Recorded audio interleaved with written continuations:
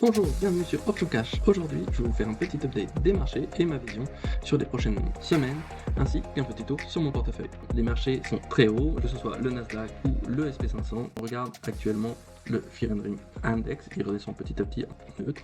Et si on regarde les marchés sur Finviz, on voit que sur une semaine, bon, on est un petit peu dans le rouge, mais que globalement, le mois de septembre était plutôt dans le vert, mais si on regarde depuis un an, le marché est globalement très très vert, avec des grosses poussées sur les Max 7, les plus grosses caps, avec Nvidia, JP Morgan, Microsoft, Google, Meta. Si on regarde également le VIX, il trade en dessous de 20, qui est une limite sur laquelle il est difficile de vendre des puts.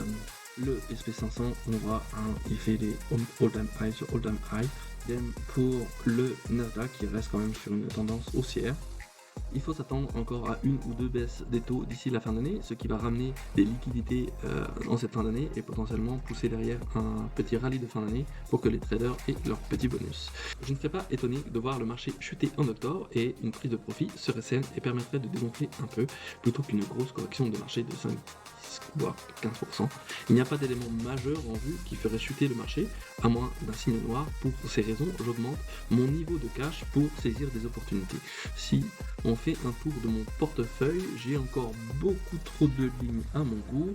Mon portefeuille est à 157 000 francs, mes liquidités excédentaires sur lesquelles je peux me positionner sont à 55 000, donc je pourrais en prendre quelques positions, mais si le marché devait corriger, je pourrais être assujetti à des appels de marge. Mon pouvoir d'achat, c'est ce que je pourrais emprunter sur Interactive Broker et avoir mon compte en négatif.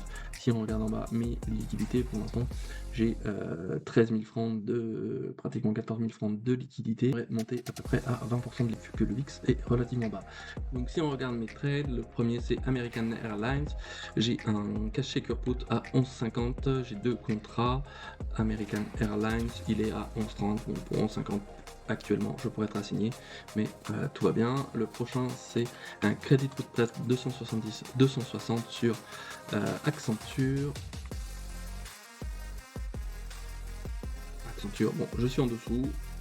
270, 260, c'est quelque chose à surveiller pour éviter d'être assigné. Donc celui-là, il est perdant à l'heure actuelle. Pareil, Adobe, il est à 300, 290. Pour l'instant, il est dedans quand je vois le prix. Amat, j'ai pareil, j'ai un cash shaker put 140. J'ai encore beaucoup de temps dessus. AMD, donc là c'est intéressant, donc j'ai l'achat d'un call 120 et un cash shaker put sur les 110 $. Donc j'ai dépensé 2147 $ pour l'achat de ce call et j'ai pris 1322 $ de prime.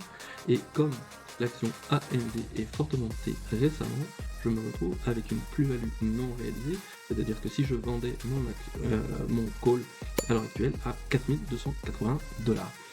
Et si je regarde AMD, et donc ce que je fais régulièrement sur AMD, vu que je suis largement au-dessus de mon achat de call, c'est que je vends régulièrement toutes les semaines des covered calls au-dessus de mon strike et je prends entre 50 et 100 $ de prime toutes les semaines. Si je devais être assigné sur ma vente de call ici, je devrais assigner ma contrepartie ici à 120 $, laisser courir le 110, j'assignerai à 120 $, je prendrai l'acquisition des actions à 120 $ et je les revendrai au prix du strike que j'aurai désigné la semaine prochaine. American Tower, c'est des rates. Dans mon portefeuille, donc j'ai 20% de rate, 20% sur des ETF. Amazon, qui est pas mal descendu ces derniers temps, donc j'ai vendu un crédit put près de 195, 185 pour novembre. Bon, pour l'instant, Amazon descend et je renforcerai peut-être ma position. Alibaba, qui était longtemps perdante sur mon portefeuille, explose en ce moment.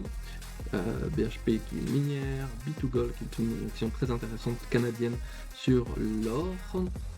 Comcast, voilà, j'ai 100 actions, il y a le détachement du dividende, je suis légèrement dessous, mais j'ai un paquet de 100, donc je vais pouvoir vendre des covered calls prochainement. CMG, c'est Chipotle, je suis en dessous, j'ai lancé deux puts à 42,50, l'action est à 40 $, il me reste encore un peu de temps jusqu'au mois d'octobre, mais même si je suis assigné à 42,50, je suis content d'avoir ces actions à ce prix-là. Antenne, donc j'en ai déjà parlé dans mes précédentes vidéos, j'ai lancé un call pour vendredi prochain prochain pour potentiellement me séparer des actions. On est très proche, donc je pourrais récupérer du coup 3500$. Crocs, j'ai plusieurs achats de call à longue échéance en janvier 2027 et en juin 2026. Ces calls m'ont coûté 1600$ et 1700$. Et tant que l'action Crocs ne remonte pas au-dessus de 80$, je suis perdant sur ces positions, donc je suis légèrement perdant sur ces positions. Je suis confiant sur Crocs et j'ai vendu également un put à 70$ pour novembre. On verra ce qui va se passer pour Crocs. Et pareil que pour AMD, j'ai vendu un call pour la semaine prochaine à 87$. Et si on regarde le cours de Crocs, mes deux calls sont ici, mon put est ici et j'ai vendu un call au-delà de mes achats de call et donc je prends une prime ce vendredi, m'a rapporté 80$. Je pourrais même en vendre un deuxième. CSIQ, j'avais vendu un Cashigure Put qui est parti worthless à 13$. J'ai 500 actions. Lundi, si l'action est dans le vert, je revendrai des Cashigure Put à 13$. Mon prix d'achat est 11,74$, donc à 13$, je serais content de les revendre et ça me fera 6400$ de cash supplémentaire. Disney, Yellow, j'ai encore un peu de temps, mais voilà, la prime elle descend petit à petit. Dollar Tree, donc elle descend petit à petit, j'ai encore du temps, j'ai 4 contrats à 90-80. Pour décembre, elle est à 95, donc elle va remonter. Bon, on va lui laisser un peu de temps. Equinix qui est une rate sur les data centers. FabCheck qui s'est bien ramassé dernièrement, donc du coup j'ai vendu plusieurs contrats. Credit Put 290-280, j'en ai vendu 5 et j'ai vendu un Cashigure Put 260, tout ça pour les échanges de décembre, mais je pense que l'action va remonter d'ici là, sinon il va falloir que je sorte du cash. Fortinet sur la sécurité informatique, donc là je suis positif. GFC qui est une rate française que je devrais me séparer prochainement. Google qui a fait une grosse remontée dernièrement, donc j'ai 36 actions à 201$ achetées qui en valent 246 à l'heure actuelle. J'ai un achat de call 165, j'en avais 2 et j'ai dû m'en séparer un il y a une dizaine de jours et j'ai un Cashigure Put, 2 Cashigure Put derrière à 160. Mais cette vente de call à 165 que j'ai acheté 3600$, je pourrais la revendre quasiment 10 000$ actuellement, donc ça fait une plus-value de 6 000$. Home Depot, Robinhood aussi, je vais lui laisser un peu de temps de remonter. J'ai également Intel sur lequel je me suis fait légèrement arracher la semaine dernière suite à l'annonce d'Nvidia d'investir 5 milliards dans Intel, plus cette semaine Apple qui a demandé des contrats avec Intel. Donc là j'ai un cover call pour me séparer de mes actions à 32,50 avec un prix de revient à 25$. Donc je vais faire une petite plus-value, mais comme la semaine dernière j'ai dû rouler mon call sur 32,50, j'ai perdu un peu, mais je récupère l'intégralité sur mes deux achats de call sur 30$ pour décembre 2027, donc il y a encore beaucoup de temps pour que Intel remonte, mais déjà ici j'ai fait 1720$ sur Intel. IWMO est un ETF sur le momentum. Kelly Partner, je suis en train de construire ma position, qui est une société australienne sur la comptabilité. Landbridge, j'en ai déjà parlé dans une autre vidéo, j'espère me séparer de l'action prochainement, donc j'ai un vente de call à 55$ et en gros 57, a priori c'est plutôt bien parti. Lululemon, bon, il lui reste du temps, décembre. Mara Holding, je n'avais plus d'actions Mara Holding dernièrement parce que je me suis fait assigner sur ma vente de call, donc j'ai revendu un put pour vendredi prochain sur les 15,50. J'avais un PRU à 16$, on est vendu 2 Cashigure Put pour le 3 octobre à 15,50. Pour l'instant l'action est à 16$, donc on va attendre un petit peu et ça serait bien que je sois assigné et que je reprenne quelques actions. MC, c'est le ticker pour LBMH qui a fortement chuté dernièrement mais qui remonte petit à petit. J'ai encore du temps pour décembre. Merck est une position que j'avais roulée au mois d'avril avec les tarifs, mais pour l'instant à 75$, elle est très bien. Microsoft, elle est beaucoup trop chère à l'heure actuelle pour renforcer ma position. J'ai un joli PRU, mais voilà, j'aimerais bien renforcer, mais elle est un peu cher. J'ai encore un peu de temps, c'est pour le mois d'octobre, mais la position est plutôt bien partie, j'ai déjà 50% de la prime. Nestlé, bon, ça va à la cave encore. NIO, j'ai 1000 actions qui est à 7 $, donc on l'a ramassé un peu vendredi, donc dès qu'elle remonte lundi, je revendrai des covered call au-dessus de mon PRU et je vais gagner un peu d'argent dessus. New Holdings, j'ai 3 achats de call, 370, je viens de le faire dernièrement. Il reste pas mal de temps jusqu'à janvier 2027, donc je pense que cette action va pouvoir me faire une belle plus-value prochainement et ensuite vendre des calls par rapport à ce dip. Novo Nordisk, là j'ai plusieurs cash shaker put sur les 50-60 $ et j'ai un achat de call pour septembre 2026 à 50 $. Realty Income, j'ai 110 actions, on va lui laisser un peu de temps et là c'est un dividende mensuel, c'est une action que j'apprécie beaucoup. One OK, donc on va lui laisser un peu de temps, là pour l'instant j'ai déjà 70% de la prime, on va lui laisser expirer sans valeur. Pfizer qui stagne depuis un moment, elle a fait une belle chute, moi j'ai un PRU par ici à 37 $ et l'action stagne depuis un moment sur ce range, j'aimerais bien qu'elle remonte prochainement. J'ai même vendu un put 22 pour le mois de novembre et il m'a rapporté 41 $. Je peux patienter sur cette valeur parce qu'il y a un dividende qui est très intéressant. Prologis, j'ai 80 actions, c'est une rate qui est très intéressante également. Je vais la renforcer prochainement et j'ai un cash shaker put sur les 115 $ que j'ai pris 640 $ de prime.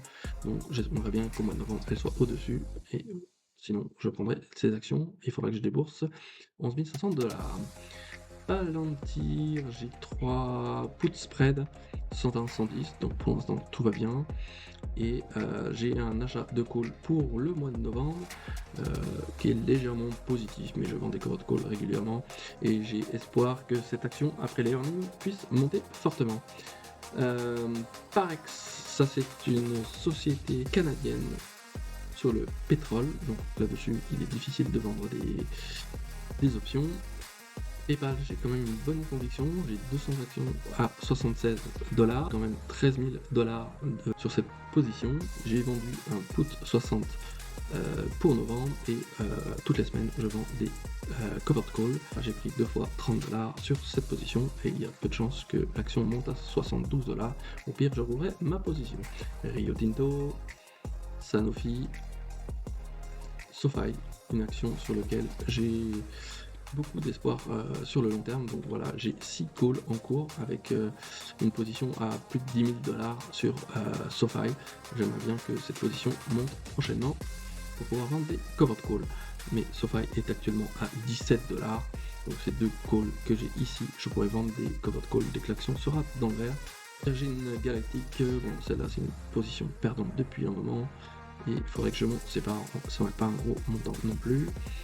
Constellation Brand, j'avais fait une vidéo sur laquelle j'avais fait un put 140 130 et malheureusement l'action continue de chuter, elle est à 132 $, elle n'a pas touché la borne basse actuellement pour que je puisse m'en séparer. Ensuite j'ai Stanley Black & Decker, j'ai un Strangle, donc un put et un call pour l'échéance d'octobre, donc je suis au milieu, très bien. TGT, TPR, TTD. J'ai encore un autre crédit put spread ici, j'ai une bonne position sur Texas Instruments. UNH, j'ai roulé ma position qui était pour septembre, j'ai repoussé au mois de décembre et j'ai pris une petite prime supplémentaire. UPS, j'ai pareil un 5 contrats 90-85 UPS. Bon, je suis légèrement en dessous, 83, mais il y a des chances quand même que cette action remonte en cette fin d'année. J'ai un petit peu de Visa, il faudrait que je renforce dès que ça touchera, je pense, les 300 $. J'ai 2 ETF, growth sur des small caps et sur les 1000 plus grosses entreprises américaines. XLE et l'ETF sur l'énergie. J'ai ZIM, l'action vaut 13,95, j'ai un prix d'achat à 15 $, j'ai 2 puts à 14 $ pour mi-octobre, donc j'aimerais bien que cette action remonte, elle me verse quand même un bon dividende. Voilà les positions que j'ai ouvertes pour l'instant, en fonction des opportunités de marché, mais voici potentiellement les positions que je vais ouvrir par rapport aux différents contrats que j'ai actuellement en portefeuille. Et si j'arrive à ouvrir ça cette semaine, voilà, ça me fera 630 $ de prime. Et au mois de septembre, pour l'instant, le mois n'est pas fini, mais j'ai pris 4670 $. Donc j'arriverai probablement à 4700 $, 4800 $. d'ici la fin de la semaine prochaine. Merci à vous et dites-moi dans les commentaires si vous avez pris des positions récemment. Moi je limite un peu pour remonter mon niveau de cash pour pouvoir prendre des opportunités prochainement. A bientôt sur Option Cash.